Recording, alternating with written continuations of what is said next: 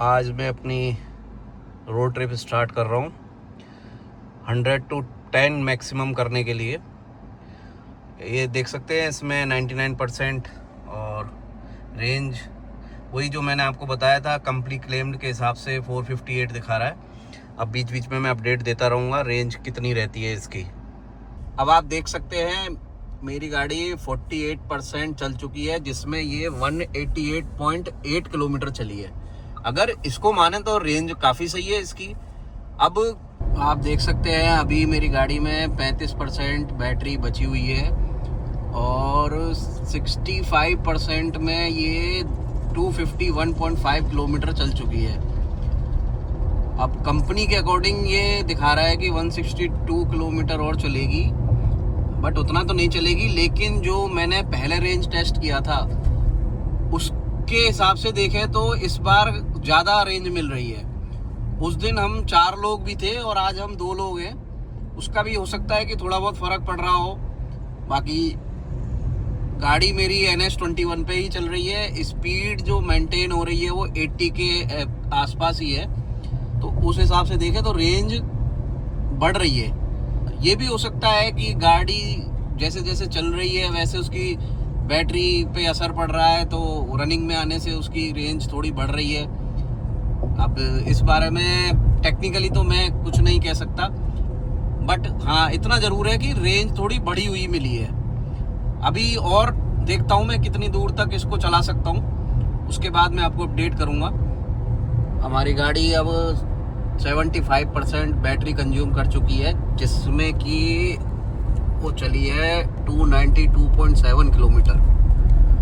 काफ़ी अच्छी रेंज दे रही है इस बार।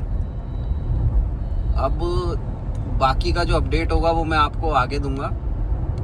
बाकी 75% में अगर ये 293 चल रही है तो काफ़ी अच्छी रेंज है मेरे हिसाब से। अगर इसके अकॉर्डिंग माने तो आज ये करीब 380 की रेंज दे देगी। अब देखते हैं आगे कि कहाँ तक जाएगी। आप देख सकते हैं कि मेरी गाड़ी अब 80% चल चुकी है, जिसमें कि 312.9 किलोमीटर ही चली है। अब एक्चुअली रीज़न क्या है कि मेरा जो डेस्टिनेशन है वो यहाँ से अप्रॉक्स 66 किलोमीटर है।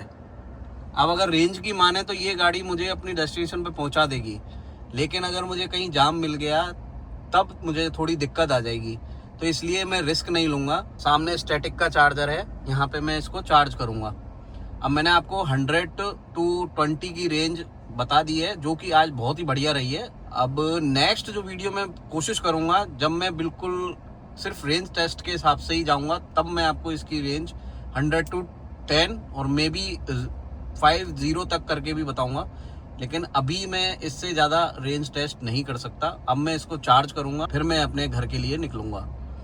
अभी अभी मुझे नया अपडेट मिला था कि कई लोगों ने बोला था कि विनफास्ट अगर आप 3 साल की चार्जिंग जो फ्री दे रही थी उसको छोड़ते हो तो 60,000 रुपये प्रोवाइड कर रही है। लेकिन मैंने उसके लिए मना कर दिया है, क्योंकि मैं चार्जिंग पे ही जाऊंगा। उसका एक बहुत बड़ा रीज़न है कि मेरे घर के पास ही शोरूम है, तो मैं उसको कभी भी बाहर जाते टाइम चार्ज कर सकता हूँ। तो फाइनली मैं अपनी डेस्टिनेशन पे पहुँच चुका हूँ।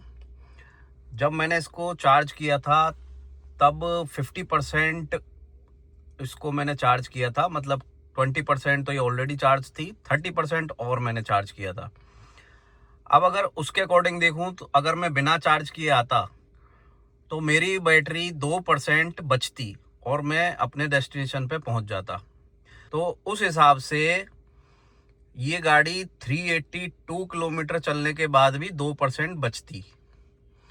तो अब आप आइडिया लगा सकते हो इस रेंज टेस्ट के अकॉर्डिंगली कि ये गाड़ी 380 के आसपास चल जानी चाहिए।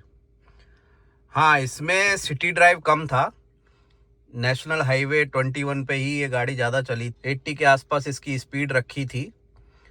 तो उस हिसाब से इस गाड़ी की रेंज काफ़ी अच्छी है।